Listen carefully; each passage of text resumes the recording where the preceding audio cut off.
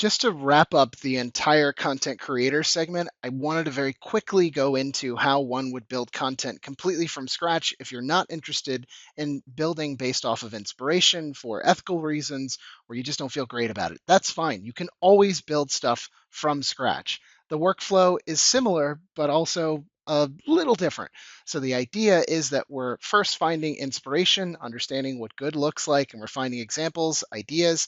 Then we build out our content strategy in the form of pillars, themes, topics, and formats. Then we go create. We're just going to build something. We summarize and document our journey so that that goes into our portfolio, and we distribute whatever we've built, whatever we've created across different channels and potentially communities in order to increase our reach. That's the idea in a nutshell. So your pillars, themes, and ideas are unique to you. We can really tailor the nature of the topics that we're covering, the nature of the themes that are within those, and the pillars themselves based off of our audience. So we can get an audience generated very quickly. So all of the individual prompts that I've created first instill this concept of generate the audience based on a few different personas of who we're reaching and on what channels so that then we can tailor the audience to the content, which is kind of interesting. It's a backdoor or reverse approach. We're generating that idea list very quickly using the prompts, and I can just highlight one of them because I do think it's interesting and I did spend quite a bit of time doing this. So if we were to generate a bunch of different ideas for content creation, it would basically first be building off of the audience using a super long prompt, which basically is plugging all this information in. Then it's like, based on my background, come up with a list of pillars, themes, and then the topics themselves of what I should be talking about that caters not only to me, but of course to my audience. And then from there, it's on us to actually start building the outlines. And there's a little prompt there. And then we got to go build the videos. I've also done the same thing with writing. I've done the same thing with visuals.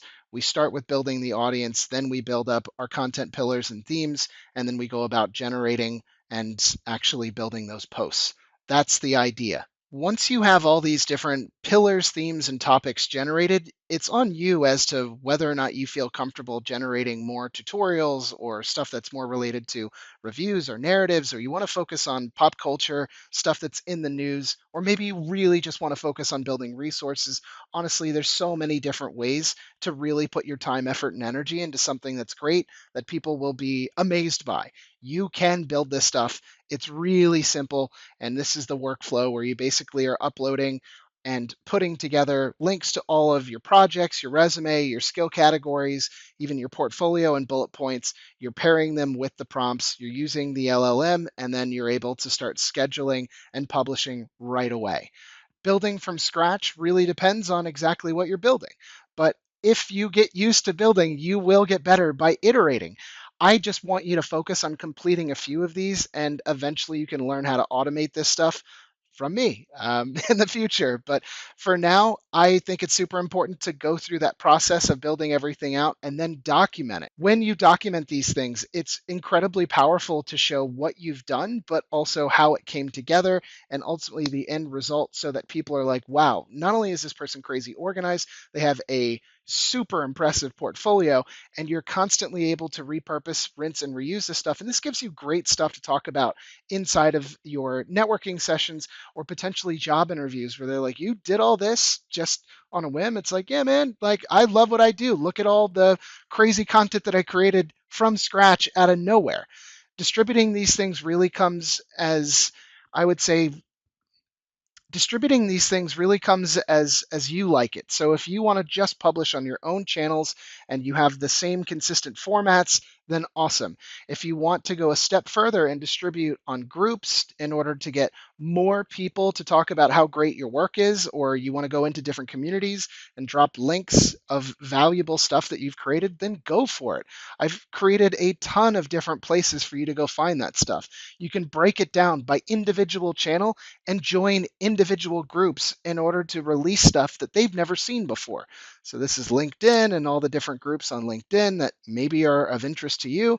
There's Reddit, there's Facebook, and there's other communities that maybe are not listed here that are super active. That can be forums, that can be places where people go to build. It really just depends on what you want to be a part of and the industry and the niche that you're in. From the standpoint of publishing channels, I'll just very quickly highlight what this is. So some of the different scheduling tools are here. I'm recommending Publer because I've had great success with it over the years.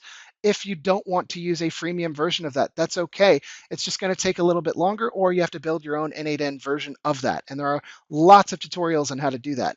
There's lots of places where you can republish the stuff that you've written out in long form. And these are many different places where you can publish for free or almost free. Most of them are free.